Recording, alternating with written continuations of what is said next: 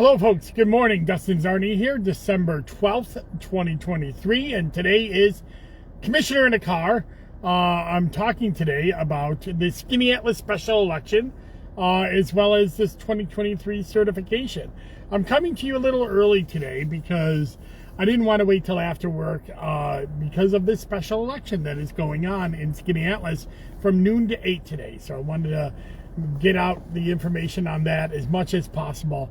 And talk about why they're having a special election, why it's a little bit different than the manliest special election that happened earlier in the year, and what it's about. So, but first, before I get to the Skaneateles special election, I want to talk about that the 2023 general election has been certified. And what does that mean?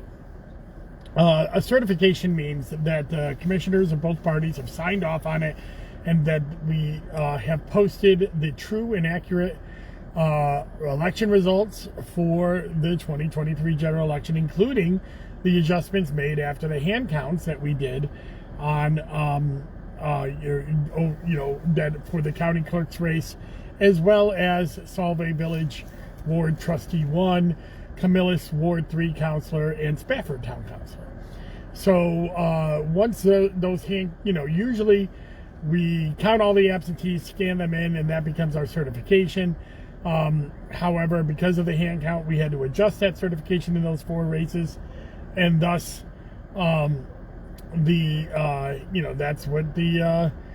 what a certification is that there's a true and accurate representation of the votes. They're online at onvote.net. You can see the certified results. They're part of our what we call our results caster. The ones that are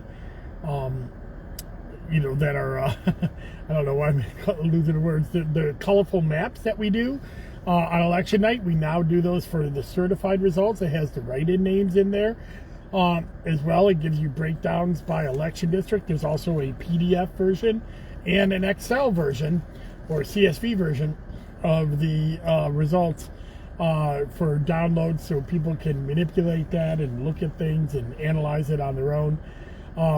It's one of the things I'm pretty proud of at the Onondaga County Board of Elections is how we present our data and how much data we present. It was, it's obviously much better than what we've had before. In fact, you can use the results caster to look at the old data. Before 2016, the only data that we could provide was a PDF book of data. But we do have that going back to 1954 and maybe even some more, before the end of the year, as we have some other projects that we've scanned in. We just haven't posted them online. I'm hoping to do that later today, maybe tomorrow. With that certification, that ends the 2023 general election, and pretty much ends the 2023 election season, except for today, because today is the Skaneateles special election. Polls are open from noon to 8 today, and it's at Skaneateles Town Hall on Jordan Street.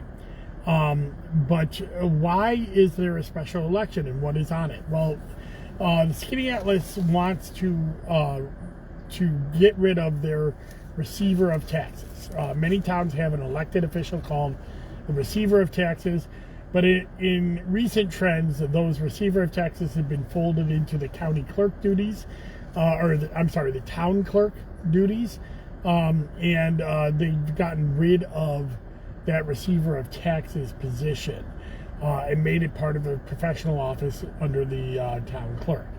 That is what Skaneateles is trying to do.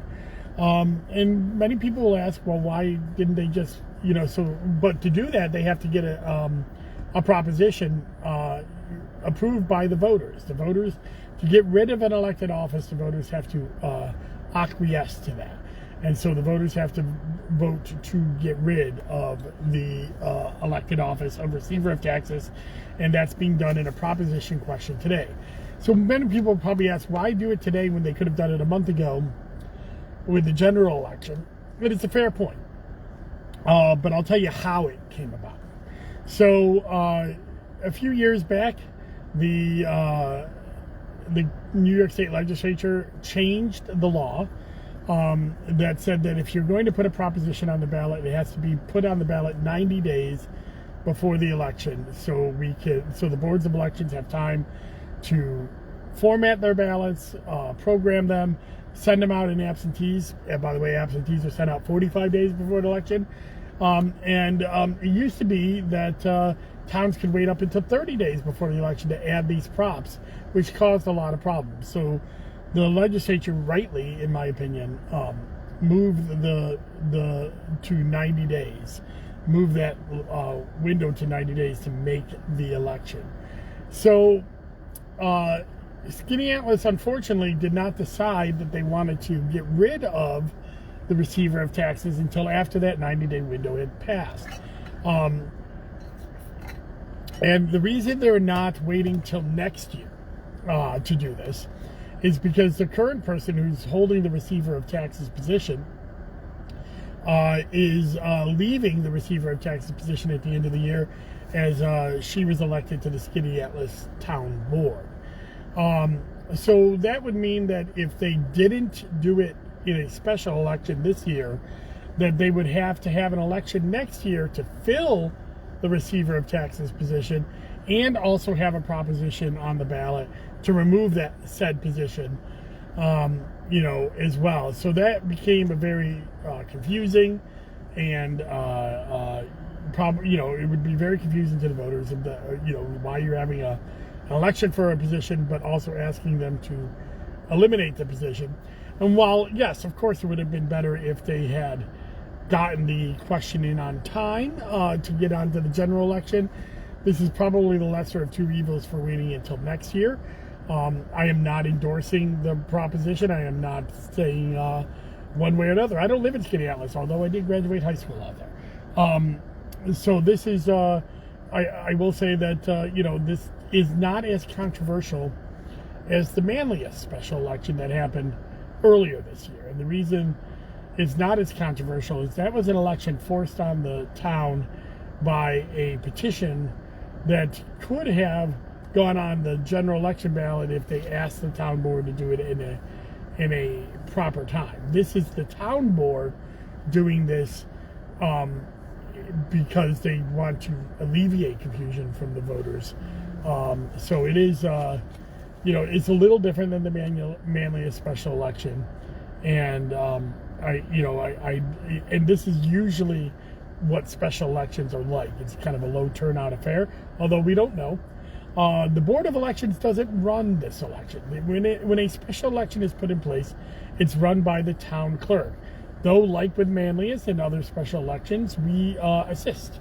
They're borrowing our machines, they're borrowing our poll prints and poll pads to actually hold the election.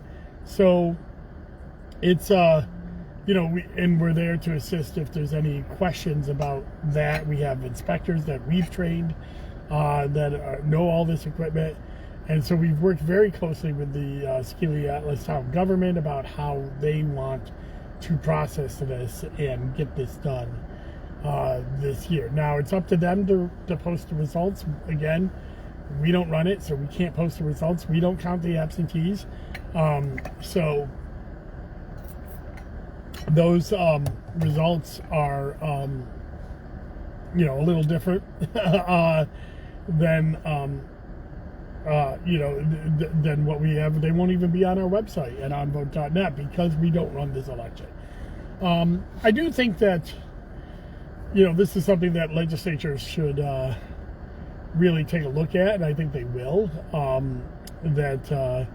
that instead of holding these special elections, that towns are forced to put these things on the general election, but also that boards of elections might want to be able to run these elections because we have the professional staff. Now, I gotta say, both the Skaneateles town clerk and the manliest town clerk, were incredibly professional in working with us, taking our advice, doing the things that they need to do to run an election. So there's no slight to them, but it is also, an opportunity for chaos to be into the system if a if a clerk who isn't used to running an election doesn't get the help from a board of elections to run an election and has problems. We've seen that with village elections where they've run their own elections and not relied on advice from the boards of elections, and thus created issues.